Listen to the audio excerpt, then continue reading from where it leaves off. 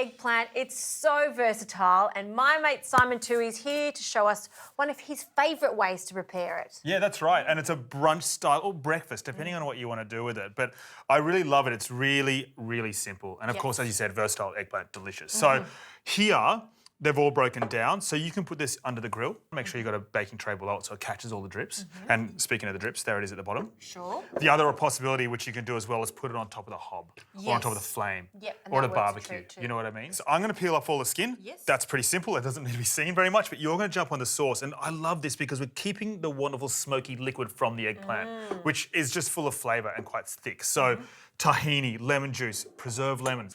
Put them all together, give them a whisk, salt, olive oil. Love this. And make that wonderful sort of tahini dressing. Sounds good. So I'll get onto that. Eggplant, after you've completely charred the outside of it, the inside, and just have a look at that inside. It's almost like custard in there because it does cook down so much. I love that texture.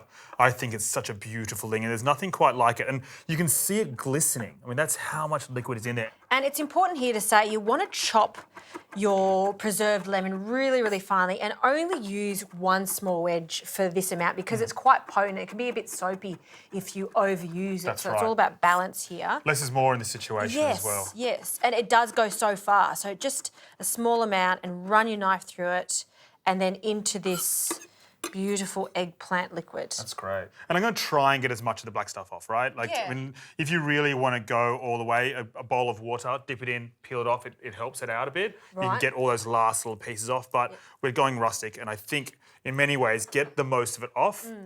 And don't be afraid if you leave just a little bit on because it's not a huge problem. I guess it depends on how smoky you want this. That's right, that's right. And, you know, taking as much off you can is always great because you don't want black bits, but again, you're right, that smokiness is the level that you want to take it to depending on how much or who you're serving it to. So they're pretty good, right? Like, I'm really happy with that. Yeah, me too. I think that's enough. Now, I'm going to take off the top. There's a couple ways. You can cut the top or you just give it a little squeeze. Bam, and that breaks them off there. Easy. Easy peasy. Or you can just use a knife, up to you. So I'm going to get you to whisk that up. Yep.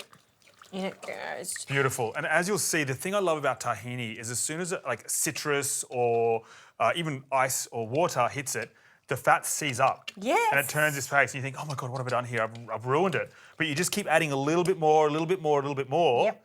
And then all of a sudden it turns into this gorgeous creamy sauce. Yep. So it's really beautiful. Now, give that a wee taste for me. Tell me what you think, how it's going.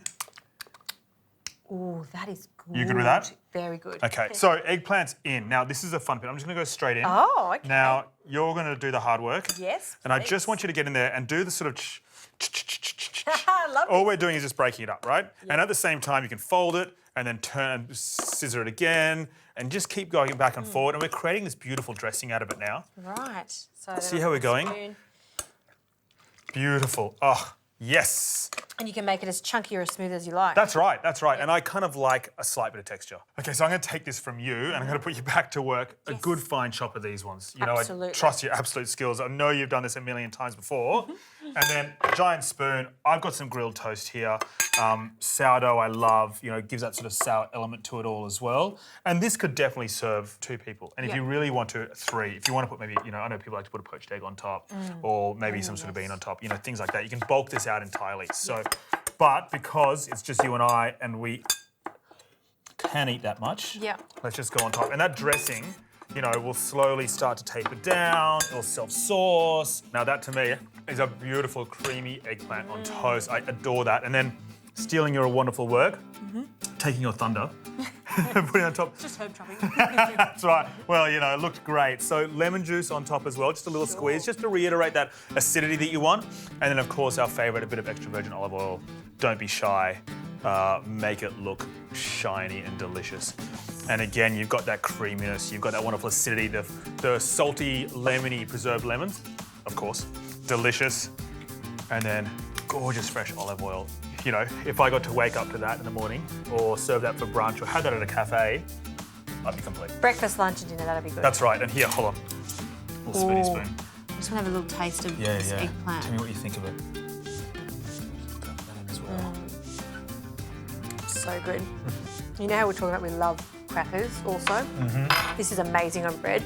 I can just picture that in a big bowl, friends over, some cold beers, that in the middle and just scooping it with crackers. Oh, delicious. Love your work. Thank you so much.